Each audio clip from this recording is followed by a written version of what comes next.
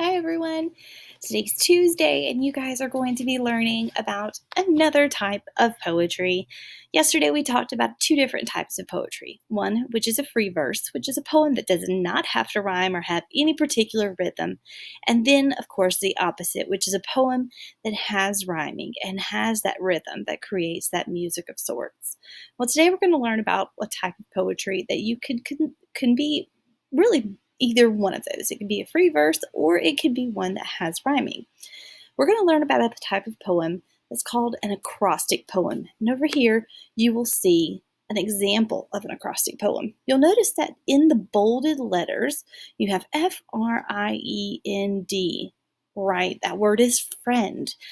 So the word is friend, and then you'll notice next to each letter, there's a word that's written next to it.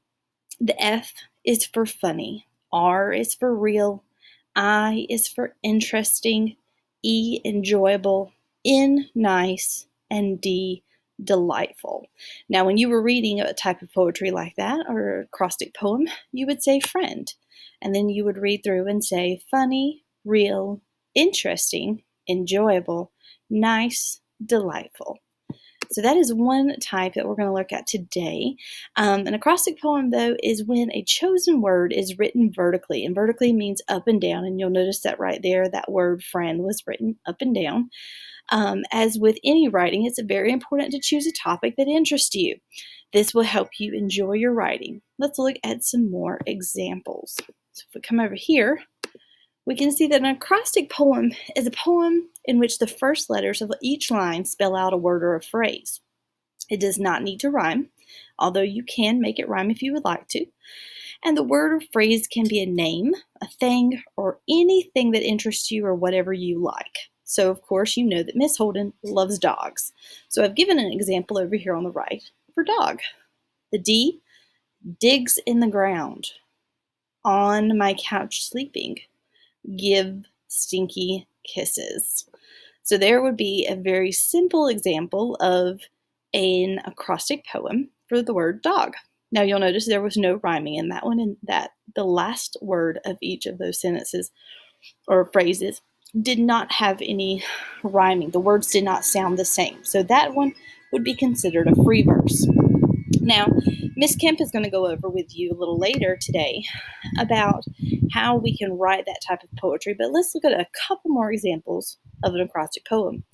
This one right here in the purple and green is very interesting because they have taken the poem, they've taken the word acrostic and made a poem out of it. The acrostic poem, it then tells a sentence. It's one complete ongoing sentence throughout the entire poem. So you'll notice that there is some punctuation, such as a comma and a period, throughout this poem. This one, you would read it as an acrostic poem. Can be about anything, really. Of course, some people like to start each line as a sentence, though I prefer weaving words into a creation that is more free form. So again, that's a little more complicated than what we will get into, but this is an example of how you can create it and make it into a sentence instead of just one word for each letter. Now this one, a lot more simple. Here's the word love written vertically, and for each letter you have a word that letter stands for. So L is for laughter, O is for optimism, V is for value, E is for eternity. And that's by John Peter Red. A couple more examples would be the word Monday and then cats, because I know I have a lot of cat friends. So for Monday, this one again is like kind of in a short phrase or sentence form that continues on through each of the letters. And then the word cats, you have a word for each of the letters, so a little more simple. So it depends on how much you want to challenge yourself. Do I want to challenge myself and write one that has sentences?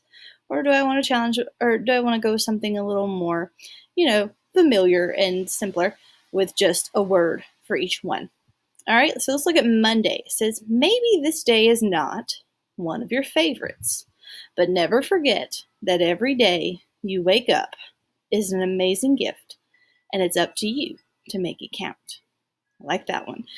Monday is not always my favorite day, but that's a very good poem to help us remember the importance of every single day. So that one I really enjoyed because it does put it into a sentence or a phrase form. But then we have cats over here.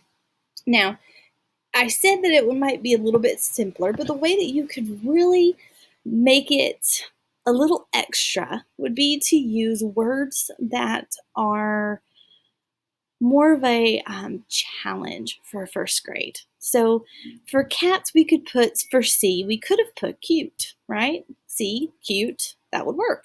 But here they put cuddly. And for A, you could have put always purring. Well, that would be kind of, that would be good, but maybe a little easy. But here they've put acrobatic. And acrobatic makes me think of doing somersaults and jumping from high places to another. Just a little bit juicier of a word. Then for T, you have tenacious. Wow, that is quite the challenging word right there, vocabulary word. So, and then lastly, you have S for softly purring, not just purring, but softly. Tell how they do it. So, here you have seen a few examples of an acrostic poem, and you have learned how to create an acrostic poem, or you will look furthermore at that through Miss Kemp's lesson. But good luck, and keep your eyes open for some really cool acrostic poems. Have a great day.